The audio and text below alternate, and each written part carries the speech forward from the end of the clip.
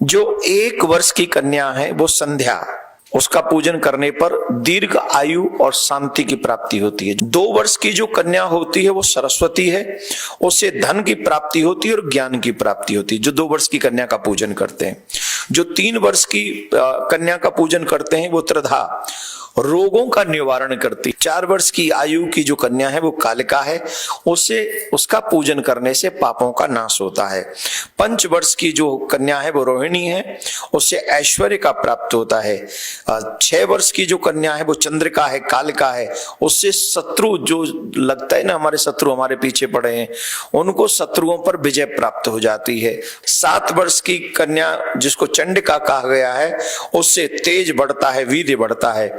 8 वर्ष की कन्या की पूजा करने से, जिसको संभवी कहा गया है, विद्या और बुद्धि की प्राप्ति होती है। किसकी? विद्या और बुद्धि की प्राप्ति होती है। 9 वर्ष की कन्या को दुर्गा कहा गया है।